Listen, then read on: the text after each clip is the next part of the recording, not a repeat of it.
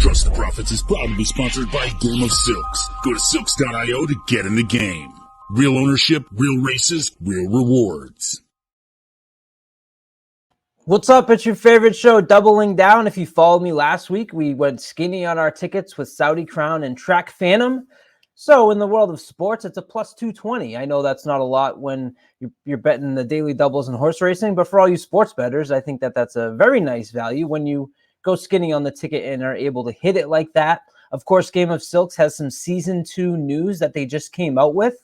They've paid out over $600,000 to owners of the current game, season 1, the horses that were 2-year-old turning 3, and we're on the Kentucky Derby trail. It's an extremely exciting time for that. So check out the link below in the description. I only do pick 3s and pick 4s very few times throughout the year.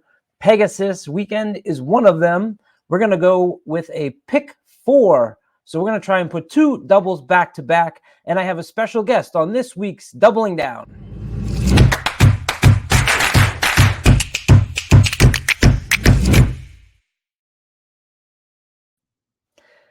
That's right. I wasn't lying. It's old friend Jeff from Trotting Horse Value. Jeff, great to have you back here on Doubling Down. How are we doing? Doing real good. Thank you for having me, Colin. I'm so glad to hear that you thought of me when you hit a recent double at Mahoning Valley, and you're the one that reached out to me and said, I got to get on Doubling Down. So I'm good that I have that influence already within the Twitter scape for you to think of me and want to jump on. Yeah, you got some brand with the doubles. And, of course, I love doubles. So, yeah, we got some brand. I've cornered the market on the Daily Double Show, but of course, then I have you on and I say we're gonna hammer a pick 4. But it's Pegasus week. They have those 3. I think last year they had the 3 together because I only did a pick 3 with Sarah, but I wanted to include all of them. And what I said to you, Jeff, and what I've talked about in the Trust the Profits Facebook chat, we've got some competitive races here with some full fields, and I think this was a really tricky sequence to get through. And I've decided to go a little off the chart multiple times on some of these races. We'll start off here with race 10, which is the Pegasus Filly and Mare Turf Field of 12. You have the returning winner from last year, Queen Goddess, the number 8 at 6-1. Your favorite is Star Fortress, number 4 at 5-2. Jeff, where did the charts bring you, and where did you end up in this race? I think the race has looks like a fairly slow pace. And so even though Ruby Nell has been beaten sometimes by other horses in here, I think Ruby Nell has an advantage today. So I had 2 A horses, Ruby Nell and Didia. I love Didia, classy horse, classy mare. The distance is a bit of a concern. She's cutting back to a short distance here of 8.5 furlongs. But those are my 2 A's. And then my B's, I used Queen Goddess, the defending champ, as you said. She's very tactical. Fluffy Socks, really nice horse. Has some trouble winning. Definitely a horse you want to use underneath. And then the favorite, Star Fortress, who has one race in America. She won by like 10 lengths. But when you look at that race, it was actually in a slow time, like 151. So I'm not super impressed. And again, I think she's a little disadvantaged with the pace profile. So I put her at a B. So I got 6-9 as A's and 4-7-8 as B's. Yeah, I'm good. We have some cross-reference there. I liked Ruby Nell and the fact that Richard Mandela is shipping this horse. I read today that Richard Mandela last time he started a horse at Gulfstream was over 20 years ago. So that has to give you a little bit of confidence there for him to bring in this horse. I think this horse has been much better at age of 4. If it can handle the travel, speed is the specialty. Can it keep up that speed at this distance is obviously a question, but at 8-1, Ruby Nell was absolutely one I was interested in. Fluffy Socks is going to be coming late. I love Didia as well, but I decided to go elsewhere. How can you hate a horse that basically all it does is win, right? I mean, you can toss out the Breeders' Cup. So much can happen in that race in that 10th, and before that was like 8 for 9. But I used Queen Goddess as well, who was last year's winner, and I wrote down the class. Has multiple wins at the grade 3 level. Something that I usually go through when you get into these big days is seeing who's won at the levels. You have a grade 2 race here, and Queen Goddess was able to take care of the business last year's 3 victories at this distance, over $670,000 winnings on the turf. So I ended up right down the middle there with 6, 7, and 8. Star Fortress's win does jump off the page, right? 101 Brisnet speed figure, winning by 10 lengths, as you mentioned. But I'm going to try to go a little off the beaten path here and through many of these legs. So I'm glad to hear that you are interested in some of the same there as well with the 6, 7, and 8. Yeah, we're pretty aligned there. And with Diddy, the big challenge is the distance. She's cutting back. You got to toss the last race, doesn't really matter. And before that, like you said, she was a win machine, super classy. If the distance isn't a problem, she blows this field away. So I do like feeding horses coming out of Breeders' Cup, though. For me, it's kind of like I wonder if the trainer in Pegasus is that one weird weekend, but they get those horses juiced up for not juiced. I don't want to use the word juiced up. They get them really trained up and they focus on the Breeders' Cup, right? And maybe that first time back, that's an excellent angle for me. And I followed this many times last year out of last year's Breeders' Cup. The first time back, they get a lot of attention because they were in the Breeders' Cup, and then they don't run back to maybe as you expected. Now, Diddy is kind of the opposite of that angle because usually it's the horses that win Breeders' Cup. It's a great play against next time out. Diddy didn't fare as well in the Breeders' Cup. Leg 2, you said to me, "Oh my God, you're leaving Hijazi off your ticket." So I have a feeling that's where you're going to go. Hijazi's your 8-5 morning line favorite here in leg 2. Another very competitive race. I thought maybe not so much for you.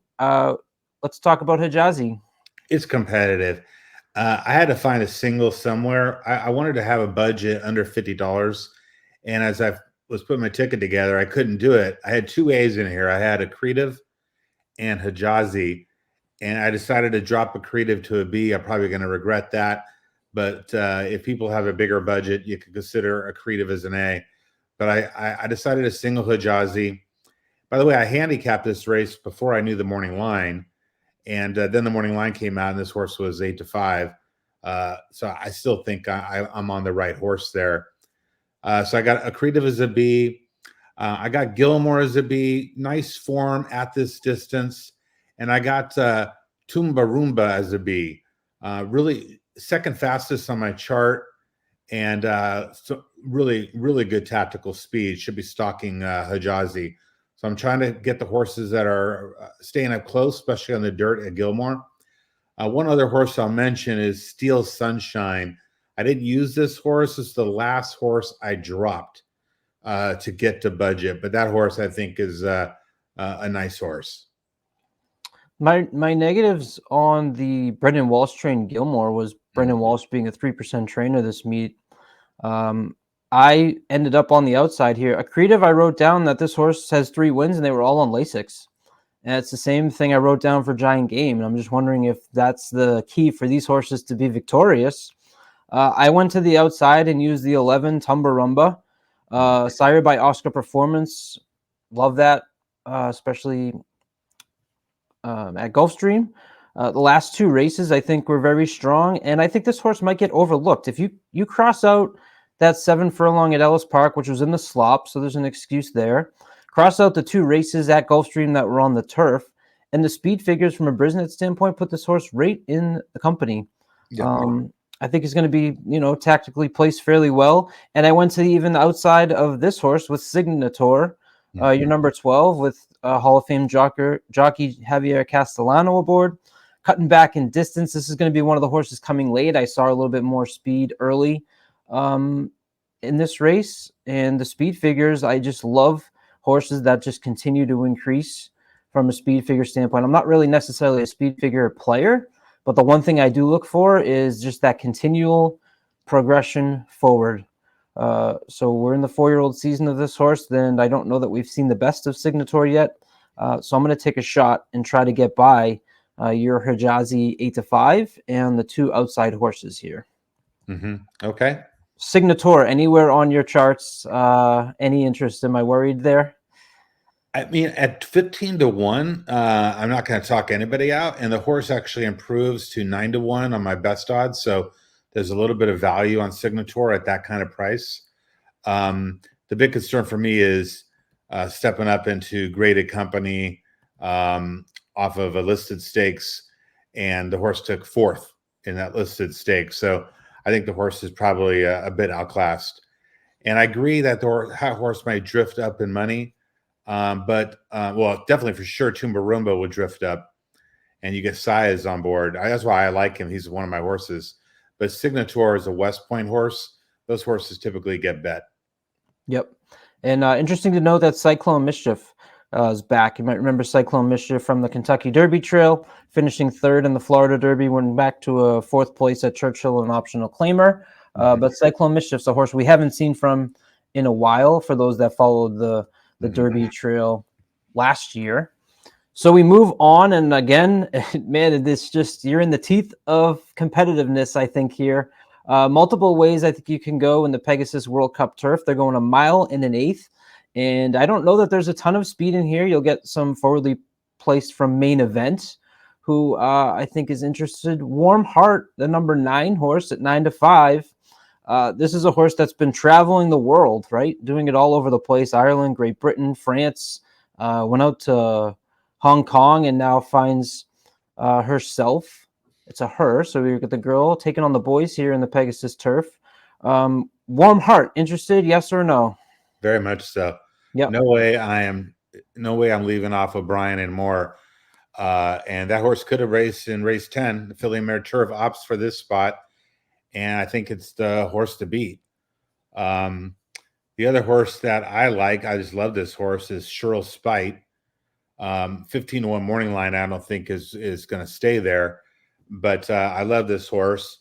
9 furlongs might be a tad too far, but I'll take my shot at 15-1. The other A, this was the last horse that I moved to an A was Integration, and I finally just decided to use it. The chart's mediocre on the horse, but the horse is lightly raced and is really running very nicely, I think, for Shug, right? Just double check the trainer on that. Yep. Yeah, for Shug. Tyler. Yeah, the horse is running undefeated and running very nicely and loves the distance. A lot of these horses, they're either stretching out to 1 mile and 1/8 or they're cutting back to 1 mile and 1/8. This horse is 1 mile and 1/8 all day long. So I finally decided to upgrade Integration to an A. I have only 2 Bs, and they are Adamo, who I think is a great horse. Pratt stays on board. Form's been a little bit questionable lately, but extremely classy, running against the best horses out there. But the cutback in distance, and then is a concern. And then Web Slinger. If the race falls apart, Web Slinger is the best closer in the race on turf. That's an angle I like. So I got 3 A's. Integration. Basically, let's just say the numbers 3, 9, and 10, and the B's are 5 and 7.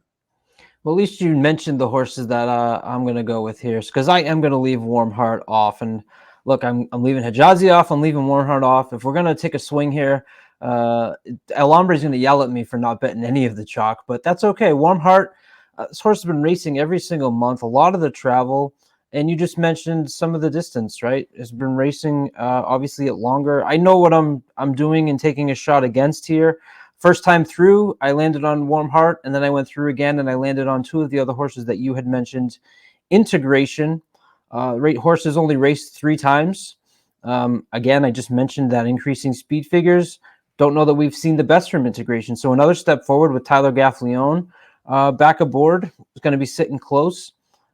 Is interesting to me. And you took the words out of my mouth with Web Slinger. I love closers on the turf. And although I mentioned not having maybe as much speed as I'd like to see for a horse like Web Slinger, you may have a situation here where a lot of the other horses don't see any of the speed and maybe get a little bit of a hotter pace just based on the fact that maybe some of the other ones think they can get ahead and take the lead. And all of a sudden you get a hot pace out of the fact that none of them think there's going to be speed if you kind of follow along with that. So I'm going to go just with Integration and Web Slinger here in leg 3, bringing us to the last leg, Jeff, where I should intercut last year's doubling down with Sarah, because I was on a horse by the name of Art Collector, who came out of that Chucktown victory coming into the Pegasus. And here's your charts from last year. Why don't you speak a little bit why you were so high on Art Collector based on the data that you saw? So I'm showing the chart for the Pegasus World Cup. We'll show that in a second. I'm not showing the chart for the other races. If you want to be a customer, you can become a customer on our website. You can become a member for $30 a month. That gets you every race for every thoroughbred track in America every single day. Or you can buy it on PayHip for $10. If you just want to buy the Pegasus for one day, you get all the tracks for $10. So our collector gets this plus over in the ABC letter grade on the right. That plus is trying to identify the best wagering opportunity in the race. Looks at a lot of different things, okay? But you can see this horse is second on the chart. The chart is sorted by PFDS odds. And so our collector is second on the chart at 4-1. And the horse is at a morning line of 10-1. So that generates $13 of value. And the horse gets a B letter grade and the plus. So this was the horse I liked. I gave this horse out in advance for free to everybody that was listening. I was actually at Oaklawn that day for Southwest Stakes Day, and was one of the very few people, me and my buddy, he's a customer, we were one of the very few people that were cheering. So 15-1, our collector went off at coming out of the Charlestown Classic. Yep. Yeah, it's nothing better than being at the track in person and having a horse like that. So at least you had him to help you cheer on, because otherwise, when you're the only one cheering, everyone's cursing you, going, everyone that just lost doesn't want to hear you screaming. Oh man, I really hit that one big. When I go to the track, I bet a lot bigger because I could bring cash and I could set a budget and I could just go for it. So I made a lot of money on that race. Part of the experience. So let's move on to this year. Again, another nice big field. With 12, and you're also entered on Castle Chaos. This, I think, is an extremely interesting race. I mean, the people I've talked to have just said, everyone kind of has a different opinion here. I think it probably starts with maybe the 7 National Treasure, just based on the fact of you're getting maybe some of the interests from people that maybe not necessarily follow all along, but they do remember National Treasure from the Preakness Stakes, obviously. Going to get that attention. Senior Buscador is a hero here on Doubling Down. He put this show on the map last year. One of the horses, Senior Buscador, is definitely going to be coming late. I like Senior Buscador. He's the only horse in here that's put up triple digits Brisnet numbers the last 5 races. I think the distance is going to suit him a lot better. He was closing in that Cigar Mile. The fact that it was a mile was a negative for Senior Buscador. He's going to have to work out a trip. But absolutely, there's no way we get to the end here, not using Hijazi, not using Warm Heart, and then skipping over my boy Senior Buscador. So he's absolutely on my ticket. I go 6 deep here, so I get a lot of opinions on a couple of different horses here. You saw me go skinnier in the other legs, and part of my ticket structure, Jeff, is leaving off Warm Heart, leaving off Hijazi, so I could go thick here in this race. Where are you? What are you landing on? I guess we should bring up your charts, right? And you can talk through from that standpoint. Yeah, so show the chart here. First of all, Senior Buscador, I bet that horse in the futures to win the Kentucky Derby back, whenever it was. Yep. I love that horse. I've had many, many bets with that horse at big prices. And here he is sitting second on the chart. So I have him in my backup in case the race falls apart. But the race traditionally goes to speed, which is why I have National Treasure as an A. And you can see over here in the letter grade, National Treasure gets a K. It's a Baffert horse, great speed. It's going to go to the lead. Looks like the horse is in incredible form with the workouts. I think last year Baffert had Defunded in here, and Defunded ran second. So I mean, this horse makes a ton of sense. The price is a little short. I really like price is short. He hasn't won at the distance. He's got a lot of speed that's going to press him. This horse won in the Preakness because he was able to just kind of float out front and no one pressed him. So that's why for me, I go 6 deep, and I'm going to tell you right now, National Treasure is not one of the horses on my ticket. Okay. He's definitely a bit overrated, but I have a feeling Baffert has him ready to roll. And he's got, I agree with everything you just said. And I as you look at the chart to PPs, he does look a little overrated. Certainly at 9-5, he's overrated. Now Skippy Longstocking, I would be all over this horse if it had drawn better. I'm going to use Skippy Longstocking as an A, but I'm really concerned with that post draw, and the horse is going to get probably floated wide, and might be the end of his running.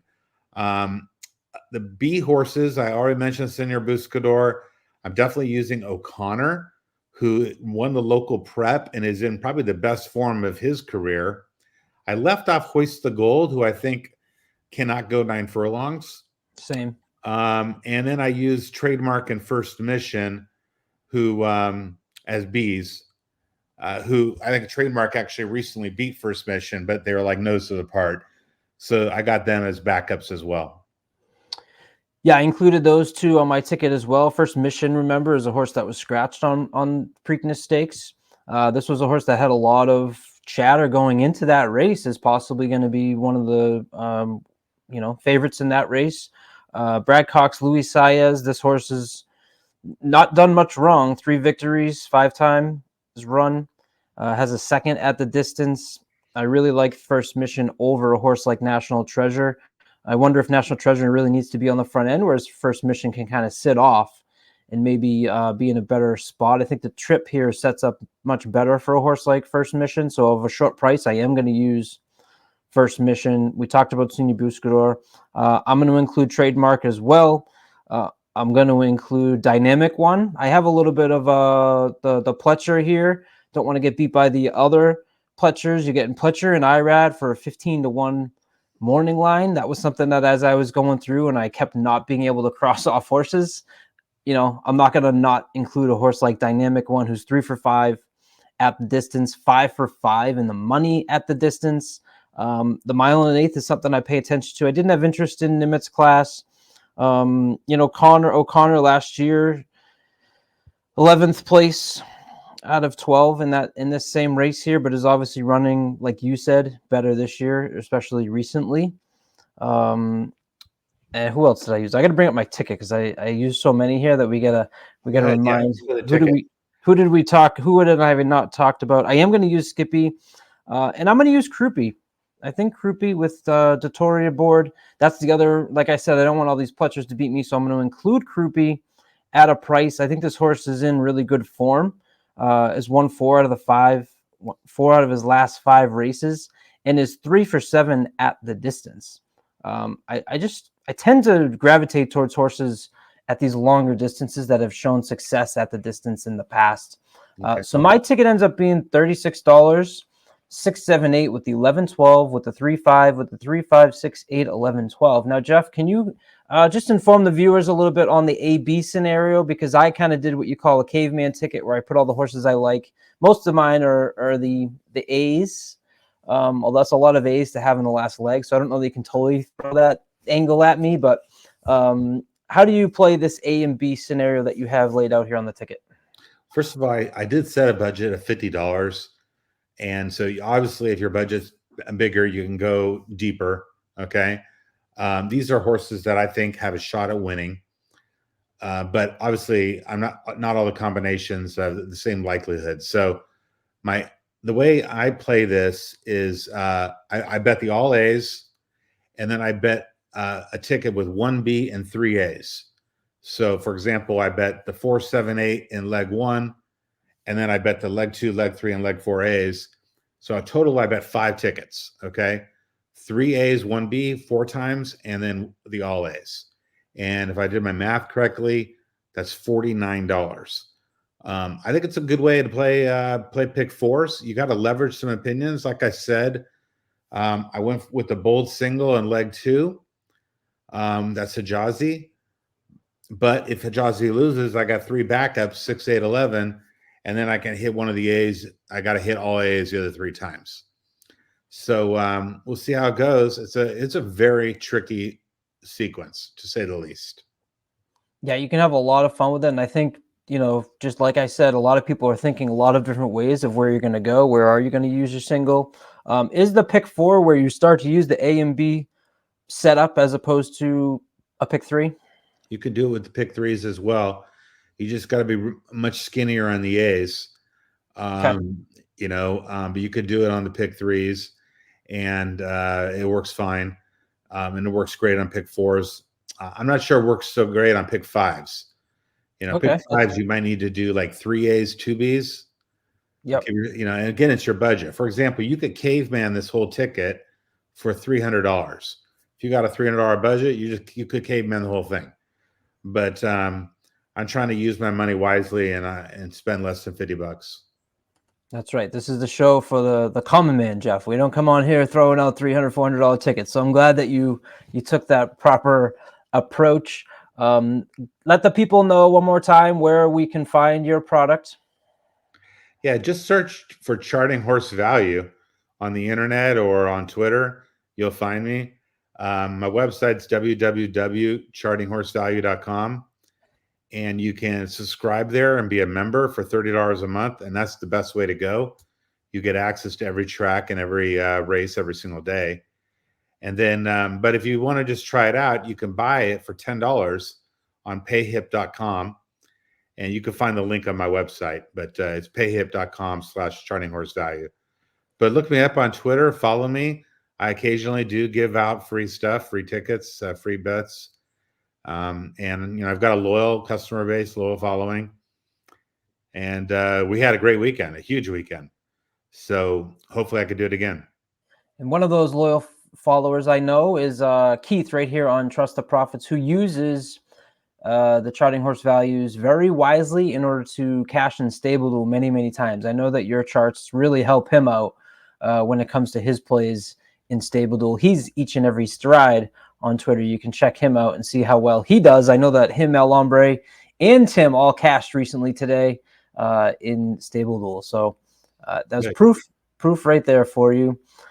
Thanks, Jeff. We'll keep this. We'll keep track of this through the Pegasus on Saturday, and we will tweet it out and give people a little reason to follow our tickets. And if you play along, good luck. I will be playing this pick 4 for myself the way I have it constructed, especially if it does hit. I'm going to be very regretful for not playing it. So that $36 ticket will be put in. And if you do as well, please tweet at me, let me know. Please like and subscribe. Until next time, this is Doubling Down.